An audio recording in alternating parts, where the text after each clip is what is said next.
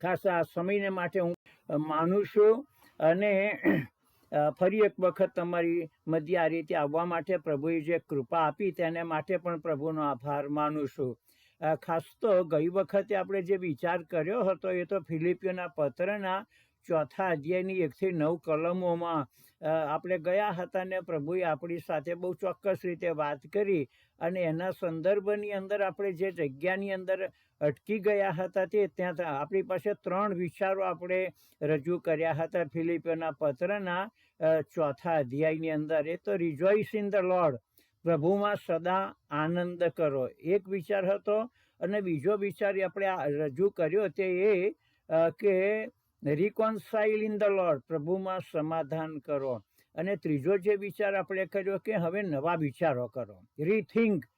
એ નવા વિચારોમાં આપણે ફિલિપીઓને પત્ર 4થો અધ્યાયની 8મી 9મી કલમની અંદર જે 8 જે લાયકાતો છે વિચારોના સંદર્ભમાં એના વિશે આપણે વિચાર્યું હતું ને મને લાગે છે કે તમને બધાને એ આખો શાસ્ત્ર ભાગ અને મનન તે ગમ્યા હશે. અને એટલા માટે મને પોતાને એવું લાગ્યું કે આજે વિચારો સંબંધી, થોટ લાઈફ સંબંધી હું તમારી આગળ રજૂ કરું. અને મને આ એટલા માટે પણ હું જાણે કે કહી શકું કે જે વ્યક્તિ પ્રભુ ઈસુ ખ્રિસ્તનો સ્વીકાર કરે છે એ વ્યક્તિ તે એના હૃદયમાં પ્રભુ ઈસુ ખ્રિસ્ત પવિત્ર આત્મા દ્વારા આવે છે અને પવિત્ર આત્મા એના હૃદયનો અને જીવનનો કંટ્રોલ કરે છે. પણ એક વસ્તુ સાચી કે આ જે મગજ છે, જે થોટ લાઈફ છે, બે વિચાર છે, એ વિચારો તે ખુલ્લા રહેશે. અને એટલા માટે અમે શૈતાનને જે જગ્યા વધારે જે જોઈએ છે અને ઉપલબ્ધ બને છે તે તો માણસનું મન છે. અને એટલા માટે માણસના મનનું પરિવર્તન થાય એ બહુ જ અતિ અગત્યની બાબત છે. અને એટલા માટે આજે બપોરે ફરી એક વખત હું તમારી સમક્ષમાં, ગઈ વખતે તો આના વિશે વિચાર્યું હતું પણ થોડાક લંબાણપૂર્વક આપણે તમારી સમક્ષતાની અંદર એ વાત લાવવા માંગુ છું. અને મારો જે વિષય છે તે કે તમારા વિચારો પર કાબુ ધરાવો, તમારા વિચારો પર કાબુ ધરાવો, control on your thought life.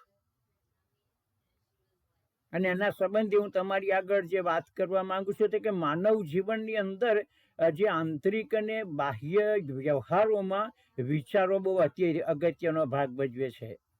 અને એક માનસશાસ્ત્રીય સર્વેક્ષણ પ્રમાણે તો માણસ 24 કલાકના સમયગાળામાં આશરે 12,000થી માંડીને 60,000 વિચારો કરે છે.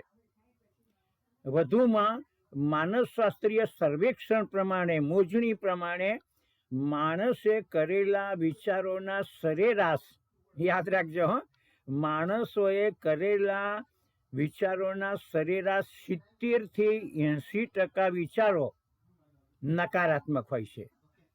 હવે તમે એ સંબંધી સહમત છો કે કેમ એ મને ખબર નથી, પણ આજે માનસશાસ્ત્રીય જે મોજણી અથવા સર્વે કહેવામાં આવે છે એની આ વાત છે.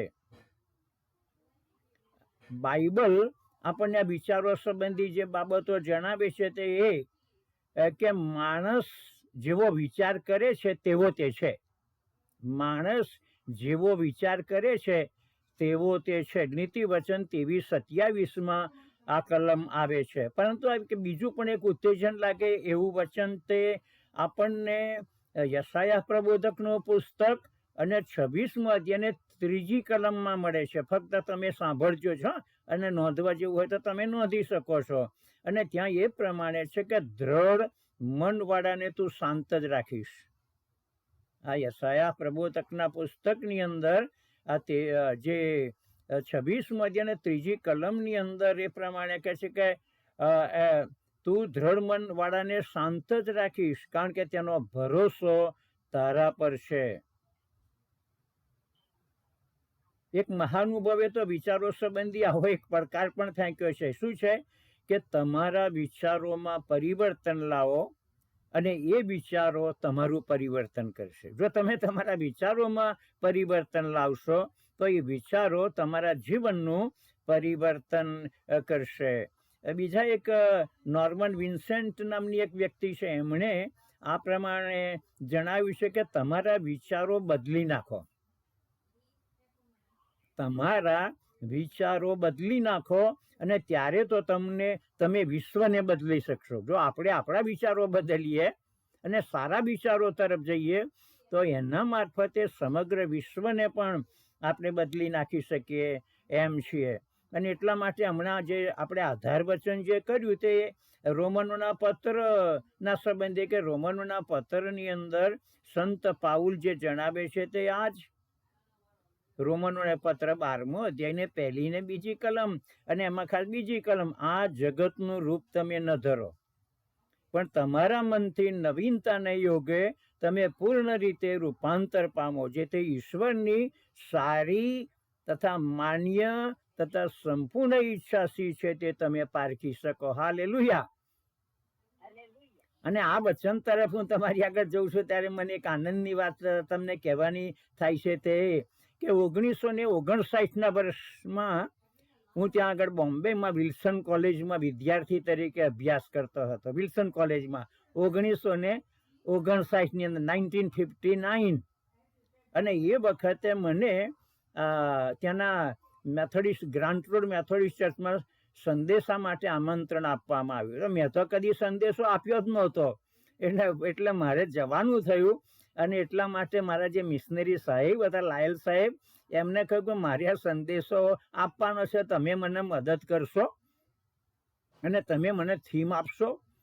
અને લાયલ સાહેબ જે વિલ્સન કોલેજની અંદર એક પ્રોફેસર પણ હતા, અને એમણે મને રોમિયોને પત્ર એનો 12મો અધ્યાયને 1લી ને 2જી કલમ આપી, અને એના વિશે એમણે શિક્ષણ પણ આપ્યું. અને એ સૌ પ્રથમ સંદેશો મેં ત્યાં આગળ ગ્રાન્ટ રોડ મેથોડિસ્ટ ચર્ચમાં આપી. એ મારો પહેલો સંદેશો કહી શકાય. એના માટે પ્રભુનો આભાર માનું છું. અને એના વિચારો હું તમારી આગળ 1959 પછી અત્યારે ફરી એક વખત રજૂ કરવાની ઈચ્છા રાખું છું. અમે માનસશાસ્ત્ર પ્રમાણે જો વિચારો સંબંધમાં 2 નિયમો અસ્તિત્વ ધરાવે છે. અને કયા છે તે? એક એકાગ્રતાનો નિયમ અને બીજો અવેજીનો નિયમ. એટલે એકાગ્રતાના નિયમ મુજબ તો આપણે જેવું વિચારીએ છીએ તેવા આપણે બનીએ છીએ. જ્યારે અવેજીનો જે નિયમ છે તે એક સાથે એક જ વિચાર કરવાનો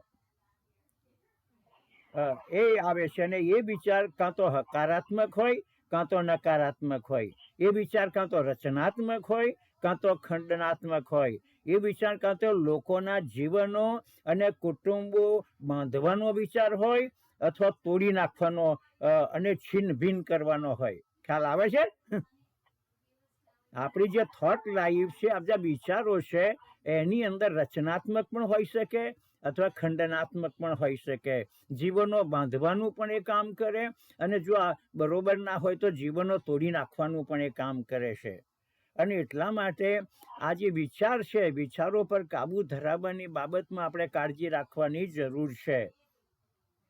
બીજી પણ કેટલીક બાબતો છે તે એક મેં જ્યારે આ પ્રકારના સંદેશા આપ્યા ત્યારે ઘણી બધી વખતે મને એના માટે લોકોએ, અને ખાસ કરીને જે સિનિયર લોકો કહેવાય, મોટી ઉંમરવાળા લોકો, કે જેમને બહુ ઉપદેશ સાંભળવાની બહુ ઈચ્છા ક્યારેક થતી હોતી નથી ને હંમેશા નકારાત્મક વલણો ધરાવતા હોય છે. અને એવી એક બુઝુર્ગ વ્યક્તિ મને ખેડા જિલ્લાની અંદર મળી, અને મેં સંદેશો આપ્યો. પછી મને એમણે સીધું એક જ કહી નાખ્યું કે સાહેબ, તમારા જેવા તો 383 વક્તાઓ અમારી મંડળીમાં આવી ગયા છે, અને તમારો નંબર તો 384મો છે. અમે સુધરવાના નથી, અમે જેવા છીએ તેવા બરોબર છે. હા, કોણ કે છે? એક બુઝુર્ગ વ્યક્તિ, સિનિયર વ્યક્તિ, 70 વર્ષ કરતા વધારે ઉંમર જેણે વટાવી લીધી છે એવી વ્યક્તિ. અને તેથી કરીને ઘણાના જીવનોમાં વર્ષોના વર્ષો વહી ગયા, પણ એ જે કડવાશ છે તે ચાલુ ને ચાલુ રહી છે. અને એટલા માટે જાથું હંમેશા કકડાટ તે ચાલુ ને ચાલુ રહેશે, અને ક્યારેક ભભૂકતા દાવાનળની રૂપે એ જે વિચારો છે તે બહાર આવે છે. વિચારો પર કાબુ ધરાવવો એ નાની સૂની વાત નથી. રાતોરાત લંબી દાઢી, રાતોરાત એમાં ફેરફારો લાવી શકાતા નથી. એ આપણા પોતાના સામર્થ્ય કે બળની અંદર આપણે કરી શકતા નથી. અને એટલા માટે વિચારોની અંદર કંટ્રોલ કરવા માટે, વિચારો ઉપર કાબુ ધરાવવાને માટે આપણે એક વ્યક્તિની જરૂર પડશે, અને એ વ્યક્તિ તો ઈશ્વર પોતે છે. જ્યાં સુધી માણસ જૂના જીવનમાં જીવતો હોય ત્યાં સુધી નવી બાબતોમાં પ્રવેશને કોઈ અવકાશ રહેતો જ નથી. નવા જીવન માટે બાઇબલ નવી ઉત્પત્તિ શબ્દ સમૂહ વાપરે છે. ખ્રિસ્ત રહિત અને ખ્રિસ્ત સહિત. In Christ or with Christ and without Christ. આ બંને સ્થિતિમાં આપ જમીન જેટલો તફાવત રહેશે. પૂર્વ ને પશ્ચિમ જેટલું અંતર છે. અને એટલા માટે સંત પાઉલ કોરિન્થની જે મંડળી છે એને માટે આ પ્રમાણે કહે છે કે માટે જો કોઈ માણસ ખ્રિસ્તમાં છે તો તે નવી ઉત્પત્તિ છે. જે જૂનું હતું તે સગળું ચાલ્યું ગયું છે, અને જુઓ હવે તે નવું થયું છે. 2 કોરિન્થી 5મો અધ્યાય અને 17મી કલમ. આપણે નવા મન સંબંધી પ્રભુના સેવક કવિ, ભજન સંગ્રહના કવિ JBS ટેલર સાહેબે નવું મન એ શીર્ષક હેઠળ એક ગીત લખેલું છે, અને એક કવિતા છે. એની અંદર આ એક સ્ટાન્જા આવે છે કે ઈસુ સામર્થ્ય તારું, મન નવું કરનારું, મારું મન બદલાવે ને નવું કરાવે, વહાલા પાપથી ફરવા તારી ઈચ્છા કરવા, નવો ભાવ કરાવે અને નમ્રતા ઉપજાવે. આ પ્રભુના સેવક JBS ટેલર સાહેબે આ બહુ સરસ નવા મનના સંબંધીનું આ ગીત લખેલું છે. અને પ્રેરિત પાઉલ પણ એ પ્રમાણે કે એ માટે જો તમને ખ્રિસ્તની સાથે ઉઠાડવામાં આવ્યા છે તો જ્યાં ખ્રિસ્ત ઈશ્વરને જમણે હાથે બેઠેલા છે ત્યાંની એટલે ઉપરની વાતો કરો અને એની ઉપર ચિત્ત લગાડો. પૃથ્વી પરની જે વાતો એની ઉપર ચિત્ત લગાડશો નહીં. કઈ લખ્યું છે? કલોસીનો પત્ર તેનો 3જો અધ્યાય અને 1 અને 2 કલમ. અને એટલા માટે આ એક હકીકત છે કે આપણે ઈશ્વરની સાથે અને માણસોની સાથે કેવો સંબંધ ધરાવીએ છીએ તે આપણા પરિવર્તન પામેલા જીવન ઉપર અવલંબિત બને છે. જો માણસનું બદલાણ થયું નથી તો એના જીવનોના માણસ પર જૂનો જ રેકોર્ડ રહેશે. તેને બધું મનની અંદર ભરી રાખવામાં આવે છે. અને એટલા માટે ઈસુ ખ્રિસ્તની દરમિયાનગીરી સિવાય એમાં કોઈ ફેરફાર થાય એવી શક્યતા નથી. વળી આપણા અદ્રશ્ય વિચારો દ્રશ્ય જે પરિણામોની પેદાશ રૂપે બહાર આવે છે. અંદરની બાજુએ જે વિચારો છે કોઈને ખબર નથી, અદ્રશ્ય વિચારો છે, પણ બહાર કેવી રીતે આવે છે? દ્રશ્ય રીતે આવે છે. અંદર કડવાશના વિચારો છે તો બહાર પછી કડવાશ આવે સામેની વ્યક્તિ ઉપર કે બીજા કોઈના સંબંધી. અને એ પછી રજૂ કેવી રીતે થાય? હાવભાવ મારફતે. હું જે અત્યારે તમારી આગળ સંદેશો આપું છું એની અંદર મારી આંખો કામ કરે છે, મારા હાથ કામ કરે છે, મારો ચહેરો કામ કરે છે, મારું મુખ કામ કરે છે, અને એ મારફતે હાવભાવ મારફતે હું તમારી આગળ આ બાબત રજૂ કરું છું. અને એ જ રીતે આપણા જીવનની અંદર અંદરની બાજુએ જે કંઈ છે એને આપણે કેવી રીતે રજૂ કરીએ છીએ? હાવભાવ મારફતે, આપણી આંખના મિચકારા મારફતે, ક્યારેક કદાચ આપણે નથી બોલતા એના મારફતે પણ, અને કદાચ બીજી કોઈક રીતે આપણા હાથના કે બીજા કોઈક સગના મારફતે આપણે એ વિચારોને જેને બોડી લેંગ્વેજ કહી શકાય એ રીતે રજૂ કરીએ છીએ આપણે. જો કે આ વિષય બહુ મોટો છે, પણ એ કાઉન્સેલિંગનો વિષય છે, અને કાઉન્સેલિંગનો અભ્યાસ મેં અને મારા ધર્મપત્નીએ પ્રભુના સેવક રેવરેન્ડ જુલિયસ ક્રિશ્ચિયન અને રેવરેન્ડ અનિતાબેન એમના અને રાહબરી હેઠળ અમે આનો અભ્યાસ અમદાવાદમાં કરેલો છે. પ્રભુનો એક સેવક એ પ્રમાણે કહે છે કે આપણે વિચારો વાવીએ છીએ અને કૃત્યો લણીએ છીએ. કૃત્યો વાવીએ છીએ અને ટેવો લણીએ છીએ. ટેવો વાવીએ છીએ અને ચરિત્ર લણીએ છીએ. અને ચરિત્ર વાવીએ છીએ અને નિર્ધારિત લક્ષ્ય લણીએ છીએ. એટલે આ બાબતો સંબંધી વિચાર કરવાની જરૂર છે.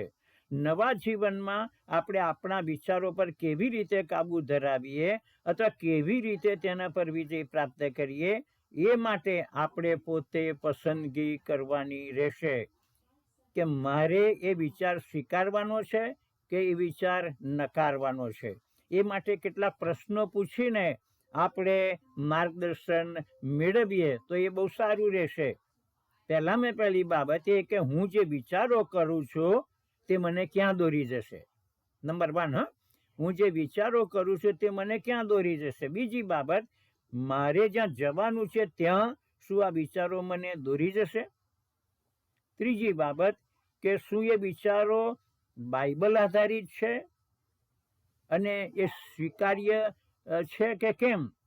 ચોથી બાબત કે શું એ વિચારો મારા જીવનને બાંધે છે, વૃદ્ધિ તરફ દોરી જાય છે કે પછી મને નીચે ફેંકી દે છે. અને પાંચમી બાબત એ કે જે વિચારો હું કરું છું તે મને ગુનાહિત ઠરાવે છે યા મને નિર્દોષ સાબિત કરે છે. આ બધા જ પ્રશ્નોમાં ખ્રિસ્તને કેન્દ્રમાં રાખવાની જરૂર છે અને એમનું માર્ગદર્શન મેળવવાનું છે. ઈશ્વર જે માર્ગદર્શન આપે છે તો તેમના વચન મારફતે તે આવે છે. અને એટલા માટે આ જે વિચારો સંબંધી તમારી આગળ જે રજૂ કરવામાં આવી છે એના સંબંધી બીજી પણ કેટલીક બાબતો કહી શકાય. તે ઈશ્વરના વિચારો ઉચ્ચ, પવિત્ર અને સામર્થ્યવાન છે અને એવા વિચારો ઈશ્વરના બાળકોએ પણ કરવાના છે. મારાથી આ નહીં બની શકે અને તેથી કરીને આ પ્રકારના વિચારો ઈશ્વર તરફથી નહીં પણ શૈતાન તરફથી આવે છે. ઈશ્વર તો માનવ જીવનમાં એમનું પરાક્રમ રેડવા માટે તૈયાર છે અને એટલા માટે સંત પાઉલ જે જાહેર કરે છે તે એ કે જે મને સામર્થ્ય આપે છે તેની સહાયથી હું બધું કરી શકું છું. ફિલિપી 4:13. અને એટલા માટે મારાથી આ નહીં બને એવું તો શક્ય છે જ નહીં. ઈશ્વર એની કૃપાની અંદર આપણા માટે એ અશક્ય બાબતો તે શક્ય બનાવે છે. એક વિચાર આ પ્રકારનો પણ છે કે આપણું મન એ યુદ્ધનું ખુલ્લું મેદાન છે. અને કોઈ અંગ્રેજીમાં એક કહેવત પણ છે કે an idle mind is a workshop of devil. નવરું મન એ ભૂતનું કારખાનું છે, એવા પણ આપણે ગુજરાતીમાં કહેવત વાપરી છે. એ સંબંધી આપણે હંમેશા સતેજ રહીએ અને વિજયવાન જીવન જીવવાની શરૂઆત કરીએ. ત્રિએક ઈશ્વર માટેનું શુદ્ધ, પવિત્ર અને નવા હકારાત્મક વિચારોનું મથક આપણું હૃદય, આપણું મન બને એ અગત્યનું છે. અને ખ્રિસ્તની જે વાતો છે અને વિચારોથી આપણા મનને આપણે ભરપૂર બનાવવાનું છે. નિર્ણય આપણે કરવાનો છે, પસંદગી આપણે કરવાની છે. આપણે આ અંગે જે નિર્ણય કરીશું તે આપણા ભાવિ જીવનનું ઘડતર કરશે. એક પ્રભુના સેવકે પુસ્તક લખ્યું છે જેનું શીર્ષક છે કે હકારાત્મક વિચારોનું પરાક્રમ. એ પુસ્તકની પ્રથમ પ્રસિદ્ધિમાં એની લાખો પ્રતો ચપોચપ ઉપડી ગઈ છે. પરંતુ સંત પાઉલે તો ઈસુની પ્રથમ સદીમાં જે હકારાત્મક વિચારોની માર્ગદર્શિકા આપી દીધી છે, જે આપણને ફિલિપી 4:8-9 જોવા મળે છે કે જેના વિશે આપણે ગઈ વખતે જે સંદેશો આપ્યો એમાં આ કલમોને આપણે મનન કરીને આપણે સમાપન કર્યું હતું. અને તે એક કે આ 8 બાબતો આપણે ગોઠવવામાં આવે છે. જે કંઈ સત્ય છે, જે કંઈ શુદ્ધ છે, જે કંઈ પ્રેમપાત્ર છે, જે કંઈ સુકીર્તિમાન છે, જો કંઈ સદગુણ હોય, જો કોઈ પ્રશંસા હોય, આ 8 બાબતોની યાદી તૈયાર કર્યા પછી પાઉલ જણાવે છે કે આ બાબતોનો વિચાર કરો. Think about all this 8 characters. ખરેખર તો હકારાત્મક વિચારસરણી દાખવવા માટે આ એક ઉત્તમ માનસિક કસરત કહી શકાય. છેવટે તો આપણા વિચાર ખ્રિસ્ત કેન્દ્રિત હોય એ અગત્યનું છે, અને એટલા માટે એના પર આપણે કાબુ ધરાવવાની જરૂર છે. અને પાઉલની માફક આપણે પણ કહી શકીએ, બીજો કોરિન્થી 10મો અધ્યાયની 5મી કલમમાં પાઉલ એ પ્રમાણે જણાવે છે કે અમે વિતંડાવાદોને તથા ઈશ્વરના જ્ઞાનની વિરુદ્ધ, વિતંડાવાદોને અને ઈશ્વરના જ્ઞાનની વિરુદ્ધ જે કંઈ માથું ઊંચકે છે તેને અમે તોડી પાડીએ છીએ, અને દરેક વિચારને વશ કરીને ખ્રિસ્તની આધીનતામાં અમે લાવીએ છીએ. બીજો કોરિન્થી 10મો અધ્યાય અને 5મી કલમ. ખ્રિસ્તની સર્વ વાત જ્ઞાનમાં પુષ્કળતાથી આપણામાં રહે એવી પ્રભુની મરજી છે. એ તો આપણી જીવન શૈલી બનવી જોઈએ. અને તેથી છેલ્લે નિર્ણયનો જે દડો છે એ તો આપણા ખોળામાં આવીને પડે છે. આપણે હવે શું કરવાનું છે, શું પ્રાપ્ત કરવાનું છે, આપણે કેવા બનવાનું છે, કેવા વિચારો કરવાના છે, ઈશ્વરની સાથે અને આપણા ભાઈઓની સાથે કેવા સંબંધો રાખવાના છે, તેનો નિર્ણય આપણે કરવાનો છે. પણ આ વાત તો તદ્દન દીવા જેવી સત્ય ઠરે છે, અને તે કે જેવું આપણે વિચારીશું એવા આપણે બનીશું. ભલા બહેનો અને જે શ્રોતા મિત્રો જે વચન આપણી પાસે આવે છે એ તો વિચારો સંબંધીનું છે. ગયા વખતે પણ આના વિશે આપણે જોયું, આ વખતે પણ જોયું છે. અને મને લાગે છે કે મનનું જે રૂપાંતર થાય એ બહુ અતિ અગત્ય છે. મારા જીવનને માટે પણ જરૂરી છે, અને તમારા જીવનોને માટે પણ એ જરૂરનું છે. અને એટલા માટે આના સંબંધી આપણે પ્રભુની કૃપા માંગીએ, પ્રભુની સહાય માંગીએ, અને પ્રભુ આપણા જીવનોમાં આ ધરમૂળથી પરિવર્તન લાવે, હૃદયનું પરિવર્તન લાવે, મનનું પણ પરિવર્તન લાવે. અને મતલબ કે જીવનના તમામ તબક્કાઓ તે પરિવર્તન પામે એવી પ્રભુની મરજી છે. સાલ્વેશન આર્મીની એક પુસ્તિકા છે, ગીત પુસ્તિકા છે, અને એમાં એક પંક્તિ મેં વાંચી હિન્દી ભાષામાં. દિલ બદલ ના એ જે કવિતા છે એની અંદર એ પ્રમાણે જે જણાવવામાં આવ્યું છે કે ફક્ત એક જ બદલાણ થાય એવું જરૂરી નથી, પણ મનનું, હૃદયનું અને સતત આપણા જીવનનું પરિવર્તન થાય એ જરૂરનું છે.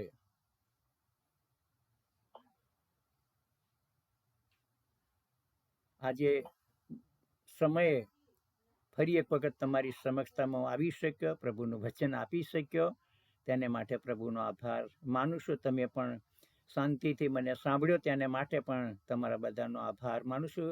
કુરિયન સાહેબ અને એમના પરિવારનો પણ આભાર માનું છું. અને મારી સાથે જે બહેનો પ્રાર્થનામાં જોડાઈ છે સર્વને માટે પ્રભુનો આભાર માનું છું. આ વચનને માટે પ્રભુની સ્તુતિ કરશું. Thank you very much. God bless you. ટૂંકી પ્રાર્થના કરીએ અને આશીર્વચન ઉચ્ચારીશ. હલો હલો હા, પ્રાર્થના કરી. હા, અતિ પવિત્ર ને પ્રેમાળ ઈશ્વર પિતા, ધન્યવાદ આપીએ છીએ અત્યારના સમયને માટે. જીવતાઓમાં તમે એમને પસંદ કર્યા, નવા દિવસની ભેટ આપી, તેને માટે આભાર માનીએ છીએ. વિચારો ઉપર કાબુ ધરાવવા સંબંધમાં પિતાજી જે તમારા પવિત્ર વચનો મારફતે અમને ઉત્તમ શિક્ષણ આપ્યું, એ શિક્ષણ મારે માટે છે અને પ્રત્યેક શ્રોતાજનોને માટે પણ છે. માટે તમારો આભાર માનીએ છીએ, અને શિક્ષણમાં આગળ વધવા માટે તમારા તરફની કૃપા અમે માંગીએ છીએ. અમારા પોતાનાથી અમે પિતાજી એમાં આગળ નથી વધી શકતા, ને તમારી કૃપાની, તમારી દયાની અમારે જરૂર છે. અને એટલા માટે પ્રભુ તમે અમારી સહાય કરો, તમારી કૃપામાં સંભાળો. પવિત્ર આત્મા દેવ તમે અમારા ગુરુને શિક્ષક બનો અને તમારી વાતો અમને વધારે શીખવો અને એનું અમલીકરણ કરવા માટે પણ તમે અમને રૂડું મન આપો. તમારા હાથમાં સોંપાઈએ છે અને આ પ્રેયર ચેનના તમામ શ્રોતાઓને માટે, બહેનોને માટે, કુટુંબો માટે અને પ્રભુના સેવક કુરિયન સાહેબને માટે, એમના ધર્મપત્ની પરિવારના તમામ સભ્યોને માટે તમારો આભાર માનતા અમે દરેકને તમારા હાથમાં સોંપીએ છીએ અને અમારી વિનંતી મુક્તિદાતા ઈસુના નામમાં તમારી પાસે લાવીએ છીએ. સાંભળોને માન્ય કરો. આમેન. અને હવે આપણા તારનાર પ્રભુ ઈસુ ખ્રિસ્તની કૃપા, ઈશ્વર પિતાનો પ્રેમ, પ્રભુ પવિત્ર આત્માની દિવ્ય મીઠી મધુરી સંગત, દિલાસો, શાંતિ, આનંદ આપણી સાથે, પ્રભુના સર્વ લોકોની સાથે અને વિશ્વની સાર્વત્રિક મંડળીની સાથે હમણાંથી સદાકાળ સુધી હોજો. આમેન. આમેન. Thank you. ઘણો આભાર. હેલો. હા, સારું. પ્લીઝ. હા, એ ચાલુ રાખો. હા, થેન્ક યુ. Thank you. હા, ઓકે, સારું.